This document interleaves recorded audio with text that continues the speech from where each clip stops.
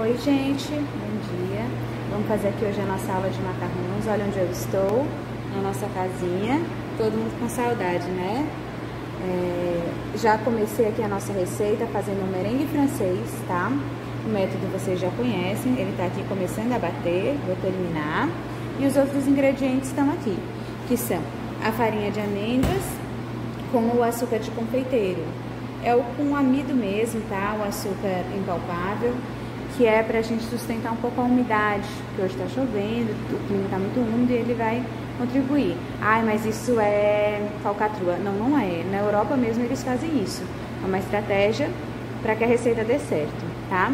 Nós vamos colorir aqui com o corante amarelo e uma gotinha do corante verde, porque a gente vai fazer o recheio de limão. Vamos finalizar aqui o nosso merengue e a gente já procede com o preparo do macarrão.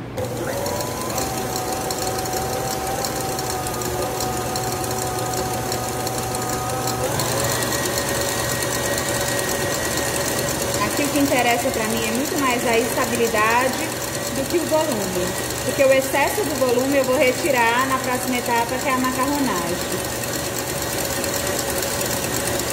Pronto. Aqui ele já tá marcando bem, ele já atingiu aqui o ponto que eu desejo. Ainda tá um pouco mole, não, tá ótimo, ó. Ponto de picos, né? Por que que eu bato bem, eu incorporo muito ar se eu vou tirar depois? Justamente para eu ter folga na manipulação dessa minha massa, tá? É uma massa merengada, ou seja, ela parte de um merengue e ela vai ter no processo de forneamento dela o mesmo funcionamento que a gente tem na massa de estrutura aerada, né? Vamos aqui agora pra gente seguir com a incorporação. Existe um preparo que é o tam por tam, que a gente adiciona em mesmas quantidades a farinha de amêndoas e o açúcar de confeiteiro. Aqui, para dar um pouco mais de estabilidade, a gente tem um pouco mais de açúcar de confeiteiro, mas segue a mesma lógica, tá? Onde o açúcar vai proteger a liberação de óleo da farinha de amêndoas. Então, eu continuo conseguindo usar uma farinha de oleaginosa, mas sem que o óleo saia tanto dela, para não prejudicar a minha espuma no resultado final da receita. Tá? Uma estratégia para a gente deixar essa receita mais leve, mais fácil de incorporar, aqui eu adiciono eles dois peneirando, tá? Peneirei tanto o açúcar como a farinha de amêndoas juntos. Mas agora eu vou passar um mixer neles, que é para eles se incorporarem melhor, o açúcar se entremear melhor na farinha de amêndoas e a gente ter uma massa mais leve. Tá bom? E só um pouquinho mesmo. Não vai chegar. Deixa eu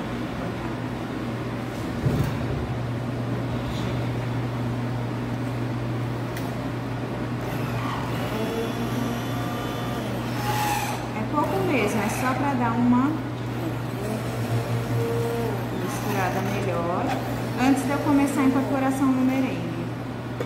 Enquanto eu vou incorporando esse preparo no meu merengue, eu vou fazendo a macarronagem, que é esse processo onde eu vou misturando a farinha com açúcar e removendo o ar até chegar a um ponto ótimo de caimento, aonde quando eu pingar o meu doce no tabuleiro, ele não fique marcado, ele tenha um caimento mais natural. Agora vamos adicionar aqui no merengue, tá?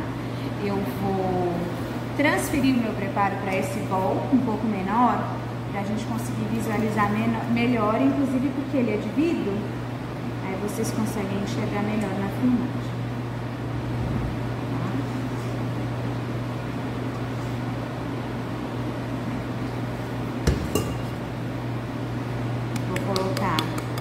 Um terço mais ou menos da minha farinha e começar a incorporar com a espátula mesmo. Eu não quero remover o ar, então eu não vou utilizar o fouet, eu vou utilizar a espátula, onde eu consigo misturar melhor e já ir removendo o ar.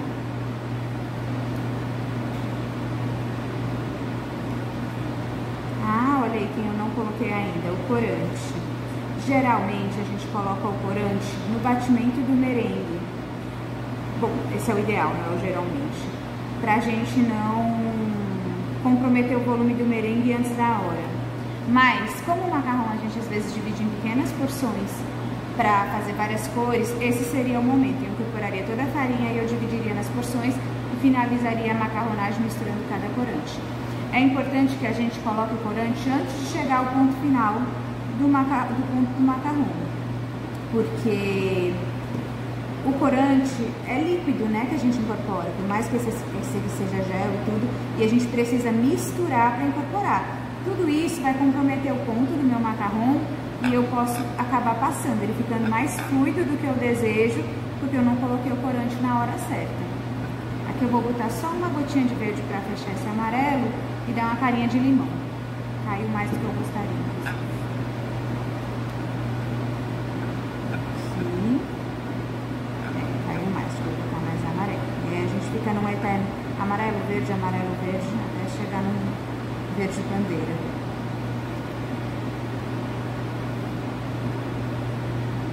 Não, mas vai dar uma cor legal aqui. Vai ficar um verdinho bem clarinho. Agora que já tá bem fluido, eu vou colocar o restinho da minha farinha, incorporar, que já vai dar o ponto. Ele já tá com um caimento bacana.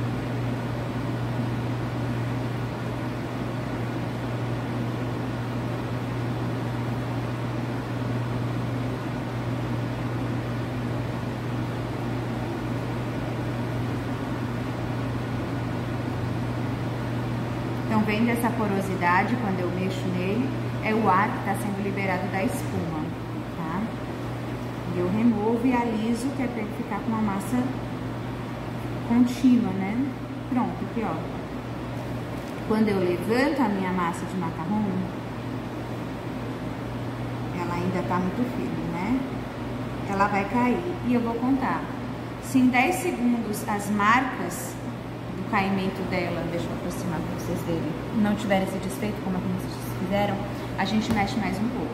Mas aqui, ó, é bem pouquinho que eu vou mexer a mais, porque se eu mexer muito, ela vai passar e ela já tá bem fluida, tá? Às vezes 2, 3 mexidas.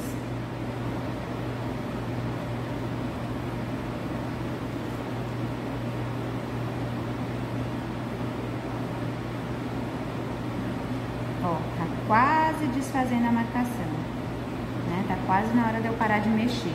Eu paro sempre um pouquinho antes, porque o manuseio do saco também faz ela amolecer. Senão, quando chega nos macarrões do final, eu já não tenho mais o ponto. Pronto, aqui já tá ótimo, ó. Rapidamente se emenda, né, o caimento que eu fiz. Ainda permanece alto, mas eu não vejo mais as marcas da fita que caiu. Então, vamos começar a pingar aqui no nosso tabuleiro. Pronto, dando sequência, eu tô usando aqui o bico 12 da Wilton, tá? E coloquei no saco. Não pode ser uma porção muito grande dentro do saco para facilitar o manuseio. Outra coisa, eu evito o máximo de ar dentro do saco. Então, eu dou aquela massageada e isso também altera a consistência e removo a pontinha. Vamos lá? Ó, eu vou fazer um círculo menor do que eu quero, tá? Se eu tiver dificuldade em padronizar o tamanho, é importante que eu marque num papel manteiga e coloque por baixo do meu silpar para me guiar no tamanho, tá? Uma coisa que vocês percebam, eu paro de apertar, ó, e tiro girando, para a marcação ficar o menos visível possível. Paro de apertar e tiro girando, e assim eu vou fazer por toda a minha assadeira e talvez dê mais de uma assadeira. Uma coisa importante, eu vou expor a uma temperatura baixa, tá? Mas ainda assim ele tem um crescimento. O que vai impedir que ele se alargue em tamanho e mantenha essa estrutura dele bem tradicional é porque eu vou dar um descanso a ele agora. Receitas com merengue italiano, o próprio açúcar forma essa película bem rapidamente e não necessariamente precisa do descanso. Vocês vão reparar que tem alguns. Mas aqui no merengue francês eu preciso do descanso para quê? Para aqui por cima ele vai sofrer um ressecamento e com esse ressecamento vai haver a formação de uma película.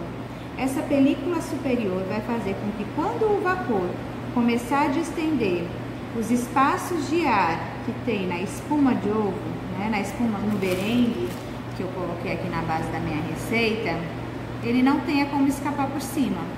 Então ele vai começar a formar vetores bidimensionais, né? Ele não vai conseguir escapar por cima, a força por cima está contida pela película. Então a força que ele vai conseguir exercer para escapar é para os lados em círculo. E essa força equilibradamente distribuída na base dele, escapando, né, o vapor pelos alveolinhos formados na lateral, é que vai formar a sainha, ou a renda, ou o pezinho do macarrão, como a gente costuma chamar. Então esse descanso é fundamental. Na casa da gente costuma demorar em torno de 1 hora, mas aqui, como tem o ar-condicionado, ele vai demorar uns 20 minutos. Como é que a gente vai saber que está pronto? Quando eu tocar, ele não vai retornar como ele retornou agora, ele vai estar sequinho. É lógico que eu não vou esmurrar o meu doce, eu vou tocar muito de leve, tá bom? Então pronto, então aqui colocados os nossos macarrões. Finalizando a bandeja, para tirar um pouco do excesso de ar do meu doce, eu vou dar uma batidinha assim, ó. E ele tem um caimento mais bonito e tende a ficar melhor. Agora vamos permitir que o doce descanse para depois a gente levar ao forno. Até lá. Pessoal, vamos agora colocar os macarrões no forno. Já deixei o descanso, ó. Ele não tá mais grudando no meu dedo. Vou colocar aqui no forno por 15 minutos, sem umidade, ó, sem umidade e sem ventilação. Porque se eu deixar a ventilação, quando eles começarem a secar, eles saem voando. Eu vou tentar filmar para vocês no 4º minuto a formação do pezinho. Não sei se a gente vai conseguir acompanhar e talvez a filmagem fique chata, mas vocês podem ver. Vou colocar aqui por 15 minutos no forno, 140 graus Celsius. E aí, no 9º minuto, eu vou abrir o meu forno para ver, para o vapor sair, e aí eu continuo a cocção, tá? Para eles ficarem bem sequinhos. Estamos aqui, ó, no 4º minuto exato, tá? Começou a formar o pezinho na base agora. Tá dando pra ver, né? A rendinha se formando por baixo. Vamos ver ela dar uma inchadinha.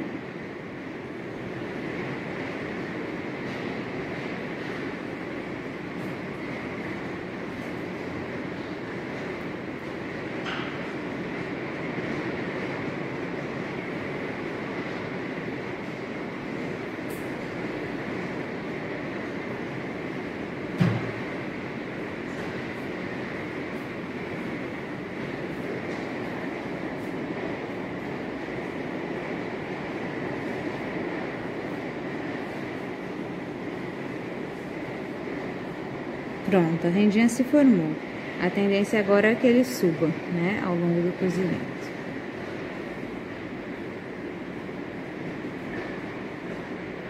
Pronto, pessoal, acabei de tirar os macarrões do forno.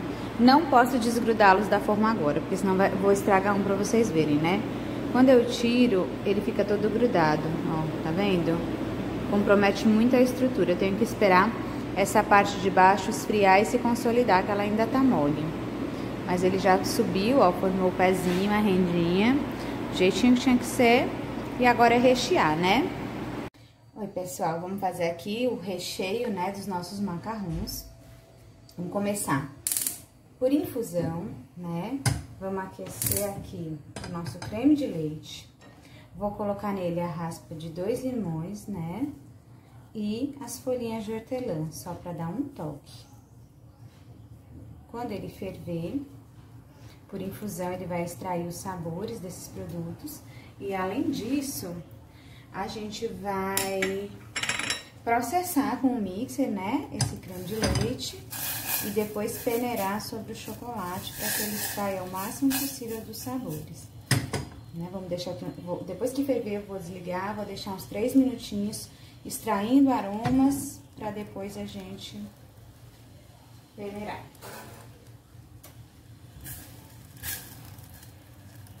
Ó, Aqui as laterais já estão fervendo, mas isso é normal. Esperar a base. Pronto, ele já tá fervendo por completo, já tá um aroma de limão por aqui. Vou desligar. Agora eu vou vir com o meu mixer no cantinho, tá? E vou processar.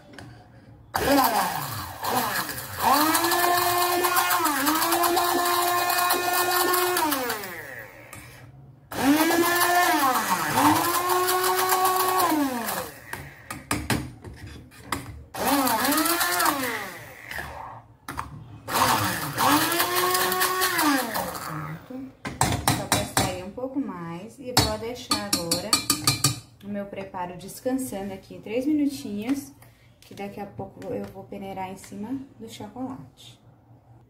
Pronto, meu preparo aqui já tá uns 3, 4 minutinhos descansando. Tô com meu chocolate branco já todo picado. E vou peneirar aqui meu creme de leite recém-fervido sobre ele. Ai, professora, mas e se o calor for insuficiente? Se o calor for insuficiente, eu levo ao micro-ondas alguns segundos e a gente resolve esse problema, tá bom?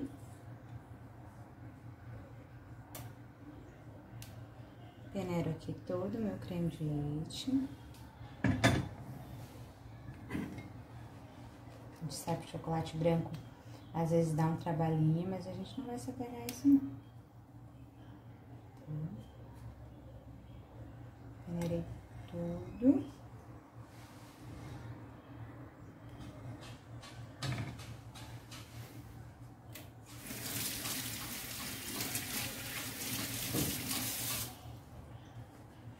Aí agora eu vou misturar o ganache pro chocolate derreter.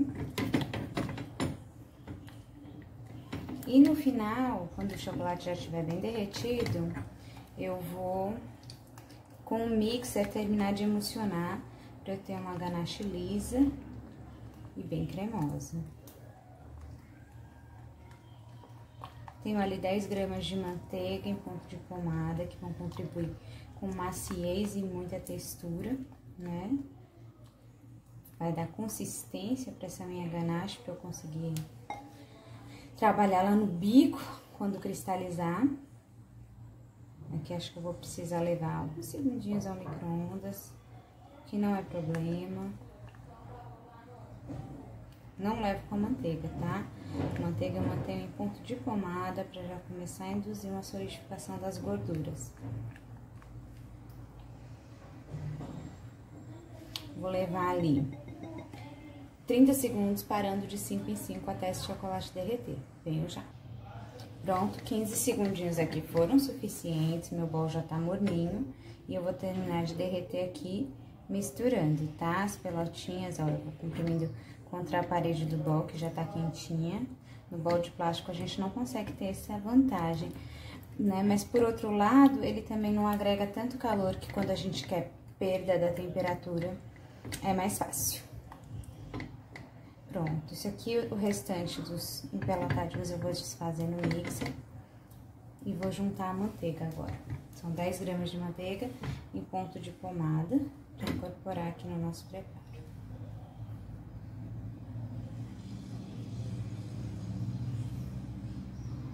Passar um mixer e vocês vão ver a transformação que a ganache sofre.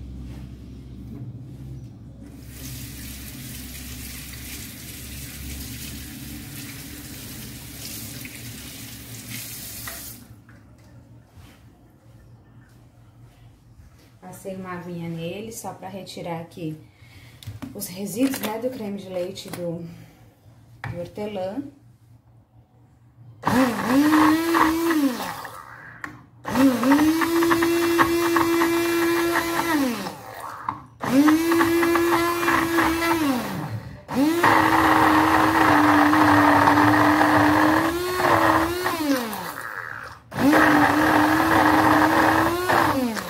Chega até dar uma espessada por conta da emulsão, né?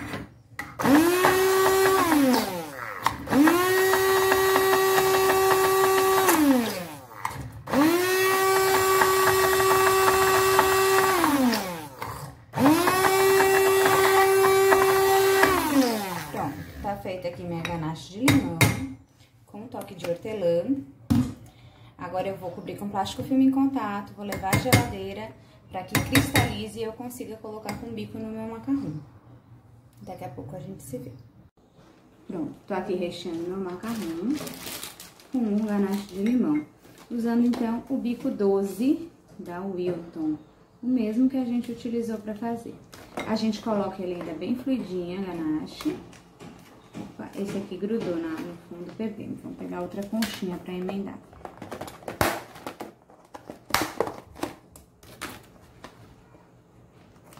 Por causa da umidade, o açúcar, né, mela o macarrão e a gente fica um pouco sem conseguir manusear ele. Deixa eu colocar mais ganache aqui.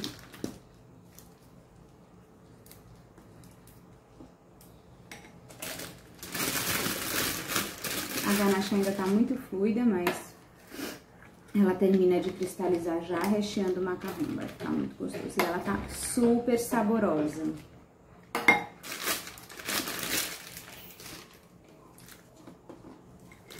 Vou colocar aqui mais um, só pra preencher esse prato, tá?